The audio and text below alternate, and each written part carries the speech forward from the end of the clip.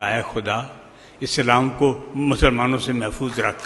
میں نے کہا جی اسلام کو مسلمانوں سے ہی خطرہ ہے، کہتے ہیں سب سے زیادہ خطرہ مسلمانوں سے ہی ہے، اور یہ بات صحیح ہے اور یہ بات حقیقت ہے۔ اس وقت اسلام اگر پایا جاتا ہے تو انڈیا میں پایا جاتا ہے، چونکہ ہندو مسلمانوں کو مسلمان سمجھتے ہیں۔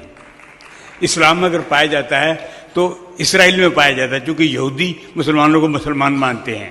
پاکستان میں مسلمان دوسرے کو مسلمان نہیں مانتا، یہ ہماری بدقسمتی۔